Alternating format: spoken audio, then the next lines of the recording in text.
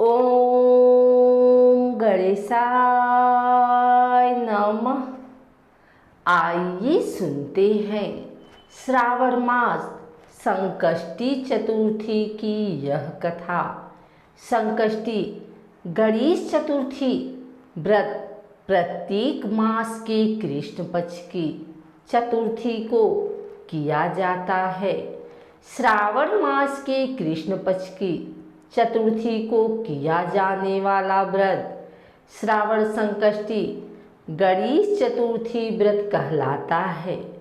भविष्य पुराण में कहा गया है कि जब मन संकटों से घिरा महसूस करे तो गणेश चतुर्थी का व्रत करें।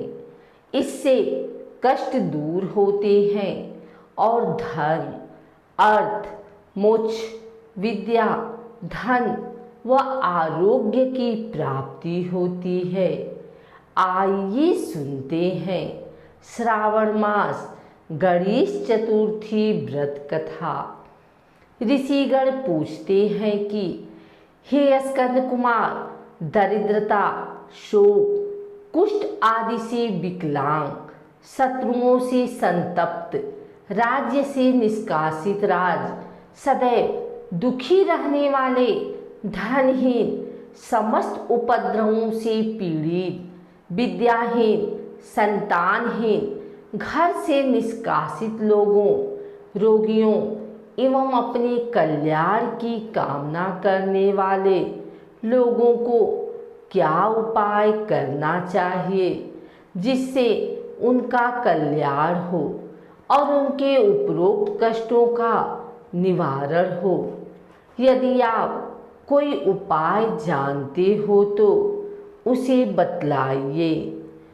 स्वामी कार्तिकेय जी ने कहा, हे ऋषियों, आपने जो प्रश्न किया है उसके निवारणार्थ मैं आप लोगों को एक शुभदायक फल बतलाता हूँ, उसे सुनिए।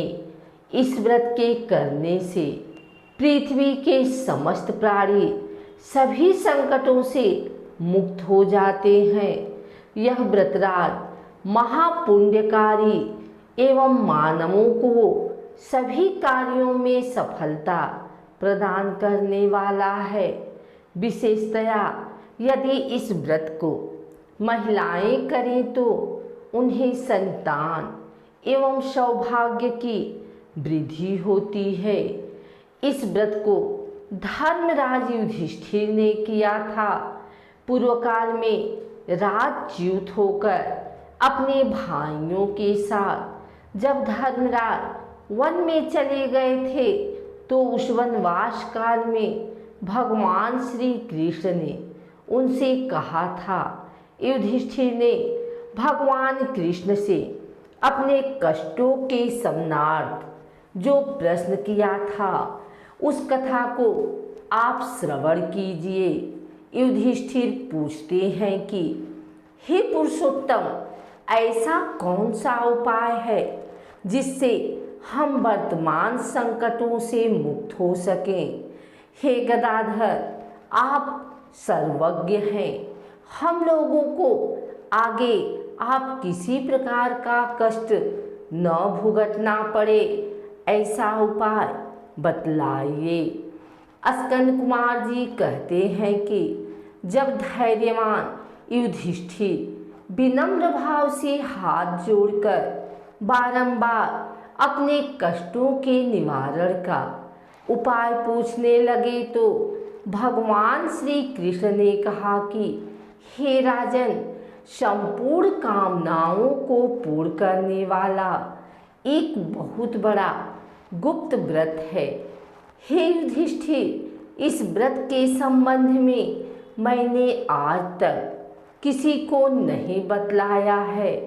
हे राजन, प्राचीन काल में सतयुग की बात है कि पर्वतराज हिमांचल की सुंदर कन्या पार्वती ने शंकर जी को पति रूप में प्राप्त करने के लिए गहन वन में जाकर कठोर तपस्या की, परंतु भगवान शिव प्रसन्न होकर प्रकट नहीं हुए। तब शैलकन्या पार्वती जी ने अनादिकाल से विद्यमान गणेश जी का स्मरण किया। गणेश जी को उसी क्षण प्रकट देखकर पार्वती जी ने पूछा कि मैंने कठोर, दुर्लभ एवं लोमहर्षक तपस्या की, किंतु अपने प्रिय भगवान शिव को प्राप्त न कर सकी। वह कष्ट विनाशक दिव्य व्रत जिसे नारद जी ने कहा है और जो आपका ही व्रत है, उस प्राचीन व्रत के तत्व को आप मुझसे कहिए। पार्वती जी की बात सुनकर तत्कालीन सिद्धिदाता गणेश जी उस कष्टनाशक शुभदायक व्रत का प्रेम से वर्णन करने लगे। गणेश जी ने कहा, हे अचल सुते, अत्यंत पुण्यकारी एवं समस्त कष्टनाशक व्रत को सुनिए। इसके करने से आपकी सभी आकांक्षाएं पूर्ण होंगी और जो व्यक्ति इस व्रत को करेंगे उन्हें भी सफलता मिलेगी। श्रावण के कृष्ण चतुर्थी की रात्रि में चंद्रोदय होने पर पूजन करना चाहिए।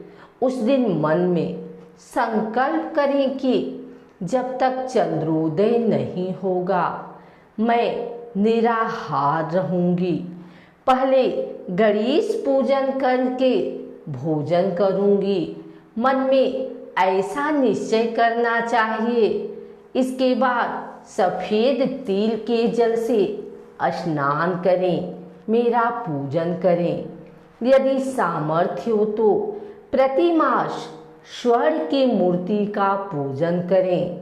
अभाव में चांदी, अष्टधातु अथवा मिट्टी की मूर्ति की ही पूजा करें।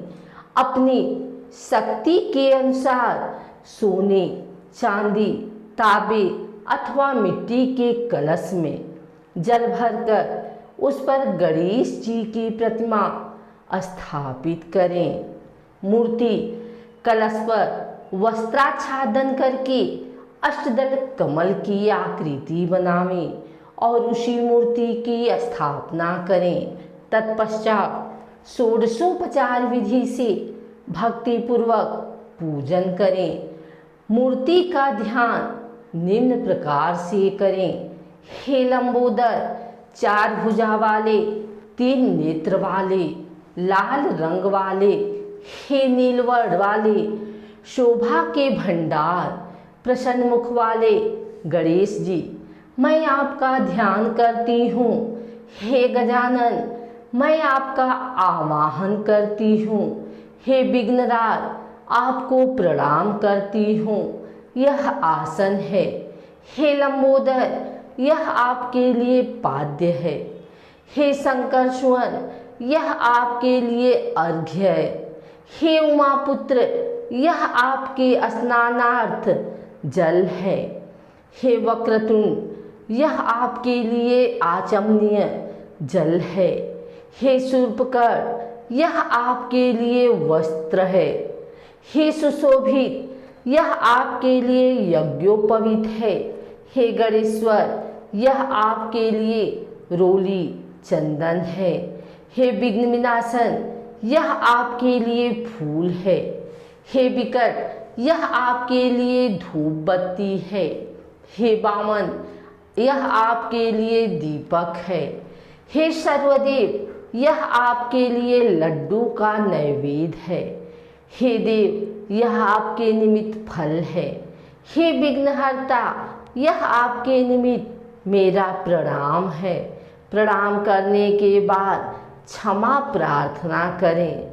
इस प्रकार षोडशोपचार रीति से पूजन करके नाना प्रकार के प्रसादों को बनाकर भगवान को भोग लगाएं।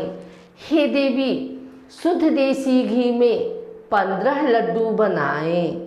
सर्वप्रथम भगवान को लड्डू अर्पित करके उसमें से 5 ब्राह्मणों को दें। अपने सामर्थ्य के अनुसार दक्षिणा देकर चंद्रोदय होने पर भक्ति भाव से अर्घ देवें। तदंतर 5 लड्डू का स्वयं भोजन करें। फिर हे देवी, तुम सब तिथियों में सर्वोत्तम हो, गणेश जी की परम प्रियतमा हो। हे चतुर्थी, हमारे द्वारा प्रदत्त अर्घ को ग्रहण करो, तुम्हें प्रणाम है। निम्न प्रकार से चंद्रमा को अर्घ प्रदान करें। क्षीर सागर से उत्पन्न हे लक्ष्मी के भाई, हे निशाकर, रोहिणी सहित हे शशि, मेरे दिए हुए अर्घ को ग्रहण कीजिए। गणेश जी को इस प्रकार प्रणाम करें।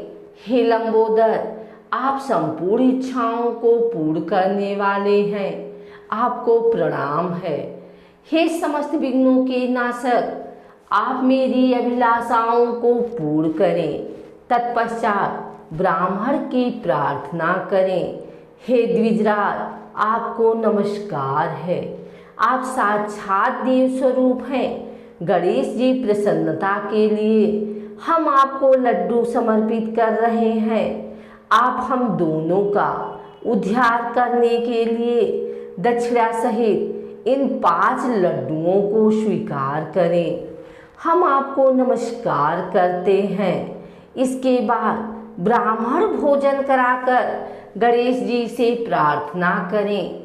यदि इन सब कार्यों के करने को शक्ति न हो तो अपने भाई बंधुओं के साथ दही एवं पूजन में निवेदित पदार्थ का भोजन करें। प्रार्थना करके प्रतिमा का विसर्जन करें और अपने गुरु को अनुवस्त्रादि एवं दक्षिणा के साथ मूर्ति दे देवें। इस प्रकार से विसर्जन करें। हे देवों में श्रेष्ठ गणेश जी, आप अपने स्थान को प्रस्थान कीजिए एवं इस व्रत विधि के फल को दीजिए। हे सुमुखी, इस प्रकार जीवन भर गणेश चतुर्थी का व्रत करना चाहिए। यदि जन्म भर न कर सके तो 21 वर्ष तक करे। यदि इतना करना भी संभव न हो तो 1 वर्ष तक 12 महीने के व्रत को करें। यदि इतना भी न कर सके तो वर्ष के 1 मास को अवश्य ही व्रत करके और श्रवण चतुर्थी का उद्यापन करें।